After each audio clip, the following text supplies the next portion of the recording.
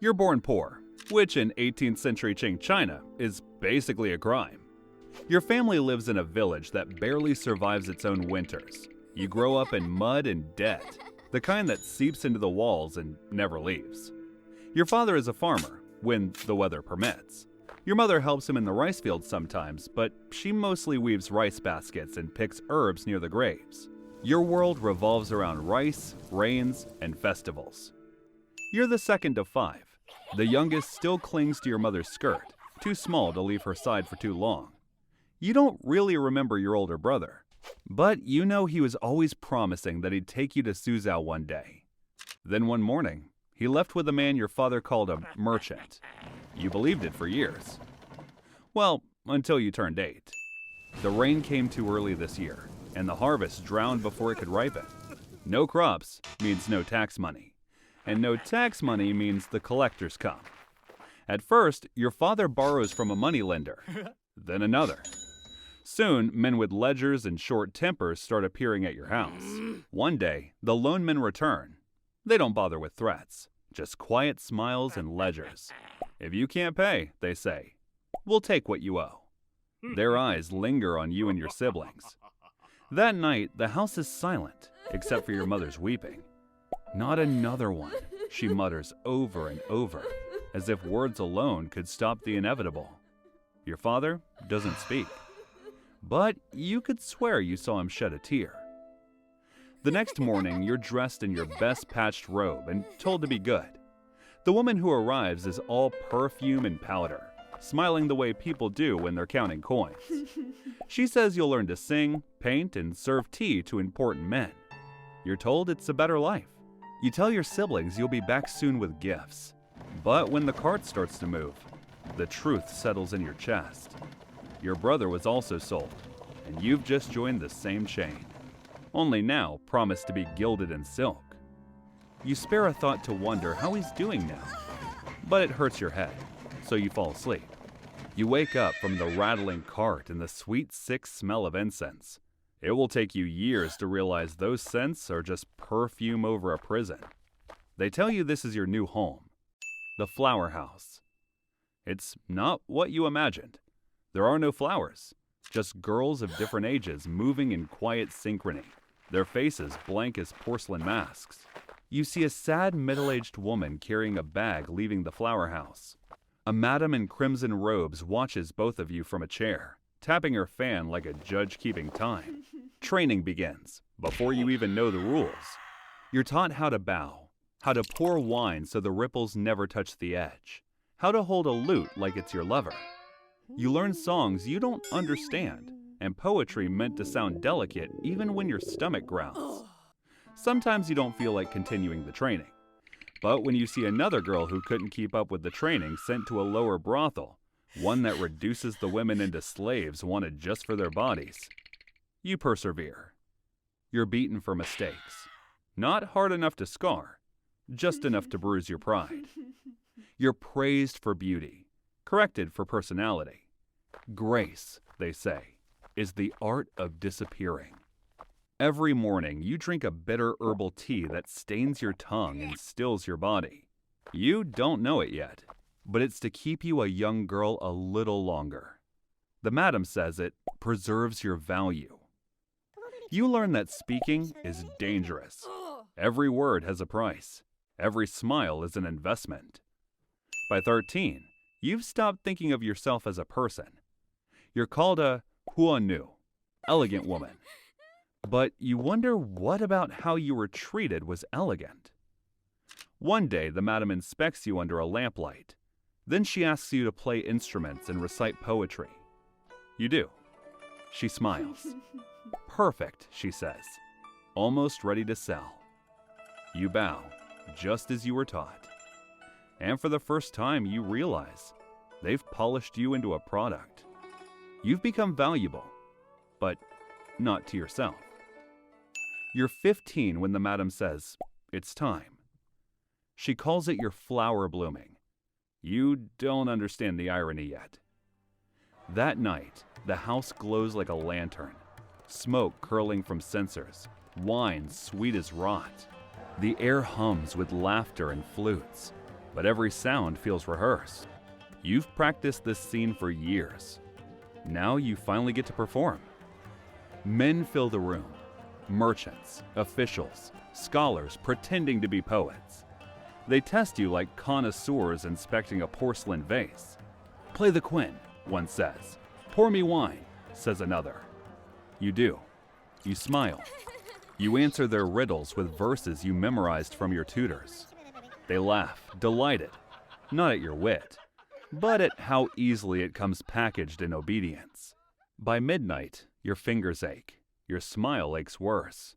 When someone calls you charming, it sounds less like praise and more like ownership. Then come the gifts.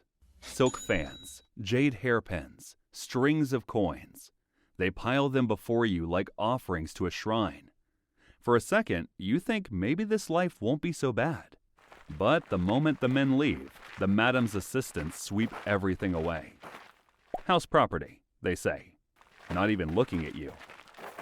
You sit alone in the now empty hall, face still painted, fingers still trembling. You were the center of attention for hours, but nothing in this room. Not the gold, not the music, not even your name belongs to you. Nope. You smile one last time, out of habit. It's the only thing that's still yours. You settle into the routine easily, maybe too easily. Days blur into one long performance. Music, laughter, painted smiles. Morning lessons in calligraphy. Afternoons spent plucking the pipa until your fingers blister. By night, you perform for strangers who claim to love you for your grace. You've learned the rhythm of survival. Bow, pour, flatter, retreat. Never too bold. Nope. Never too shy. Nope. Just perfect enough to make them pay again. The other girls whisper that you're the madam's favorite. You wish it felt like luck. Then when you turn 17, the tone in the house changes. You're told to bathe longer, wear the finest robe, use the good rouge. Incense burns in every room, the air sweet enough to choke on. No one tells you why, but everyone avoids your eyes. That evening, the madam arrives smiling, the kind of smile that means business. "A great honor," she says. "A wealthy official has chosen you, your first night." She calls it a ceremony. You already know it's a sale. The house celebrates. Lanterns shimmer, wine spills, laughter rises like smoke. They toast to your beauty, your purity, your price. Behind the sliding door waits your patron, older, perfumed, heavy with satisfaction. Pain comes wrapped in silk. It smells of sandalwood and power. When it's done, you lie still as the world tilts around you. The madam greets you in the morning with a gentle pat on the cheek. "You did well," she says. "You are one of us now." Outside, the city wakes to birds and sunlight. Inside, you finally understand. You were never being trained to perform. You were being polished to sell. You rise, not because you want to, but because beauty in this house is a kind of currency, and yours is in high demand. By 20, you are the courtesan of Suzhou. Poets write verses about your smile. Painters beg to capture your likeness. Men compete for your company like gamblers chasing luck.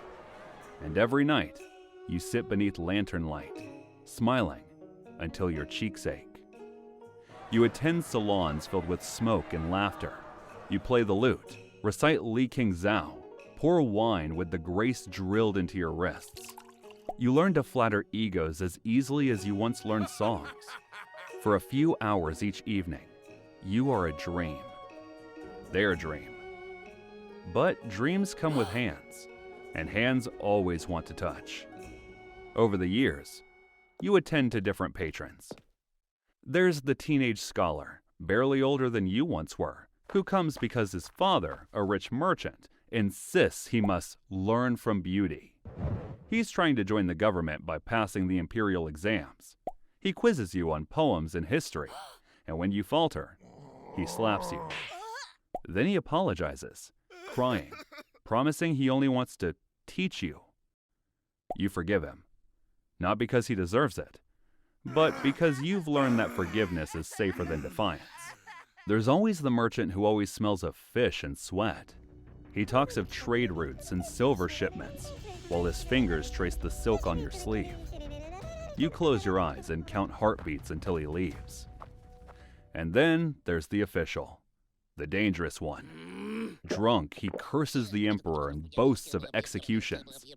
He once grabbed your jaw and whispered, "If you ever repeat what I say, you'll vanish before dawn." You believed him. You still do. You continue to receive gifts. Jade bracelets, embroidered robes, hairpins that glitter like frost. The madam takes them all. "We'll keep them safe," she says. You smile. You've stopped asking what safe means. Then around 28, you notice men's eyes begin to slide past you. A new girl has arrived. Younger, softer, hungrier. The madam calls you experienced now, as if it's an insult. You begin to beg your patrons, "Buy my freedom." They promise, always with the same tender lie. "Soon, when I can." They never do. At night, you watch the older courtesans vanish, one by one, dismissed, discarded, returned to the streets. Some are discarded to lower brothels where only their flesh is required. Others who wouldn't agree to go to the brothels are beaten and thrown to the streets. You hear from a patron that one of them stays near the docks, selling herself for a handful of coppers. He jokes about you also joining her later. He laughs. You break inside. But you keep smiling. Because even in a gilded cage, the songbird must sing. Until her voice gives out. You continue your routine until you can't anymore. You thought you were careful. You drank every bitter cup the madam gave you, herbs that burned your throat and twisted your gut. But one day, the sickness doesn't pass. Your chest aches. The smell of wine makes you retch. You know what it means before the doctor confirms it. The father is one of your regulars, an aging official, wealthy and lonely. He never married, never wanted to. "Too many chains," he always said with a laugh.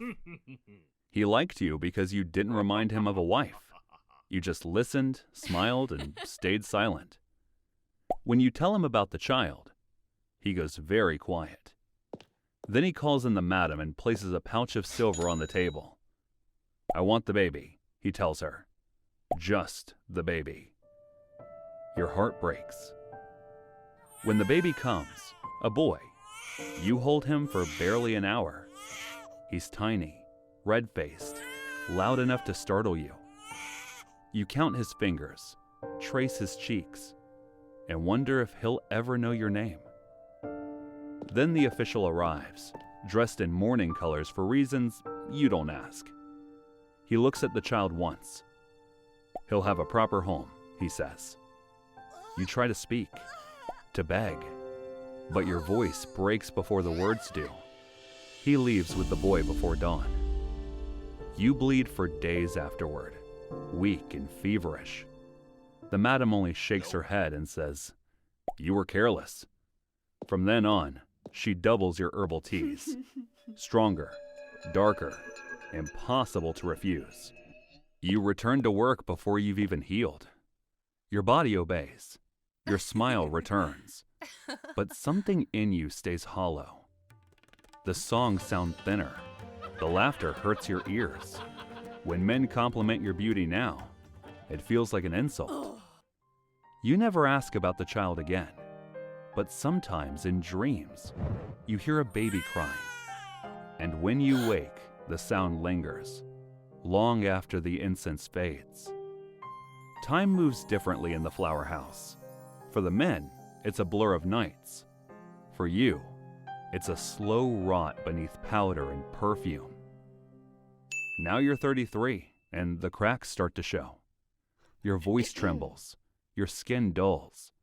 The clients who once fought to see you now ask for someone younger. The new girls arrive in waves, soft voices, bright eyes, perfect skin. You teach them how to smile, how to pour, how to pretend it doesn't hurt. They thank you, then replace you. The madam doesn't scold anymore. She sighs instead. You've served your years well, she says, like you were a faithful horse. One morning she hands you a robe, a few coins, and nothing else. You're free, she says, smiling faintly. You weren't beaten. After all, you were one of their most profitable girls. But she sends you off either way. You step out into the street and realize you have nowhere to go. No family, no home, no name that isn't for sale. The city feels too big, the air too cold. You see a young girl, wide-eyed, going into the flower house. You both share eye contact. You see yourself in her, and then it hits you. You remember the woman leaving the flower house when you first arrived. That is you now. You've always dreamed of freedom. Now you finally have it. And it feels exactly like being abandoned. But freedom doesn't last long when you have no place to belong. For a while you wander, selling trinkets, mending robes, sleeping wherever the night allows. Every street you walk smells faintly of sandalwood and memory. But the streets are dangerous for a woman, especially one with a past like yours. Sometimes you think of going home, but then the thought folds in on itself. What home? If your parents still live, what would they say? That they're sorry? That they'd do it again? You imagine standing at that old door, hearing your mother's voice, and realize there's nothing left to return to.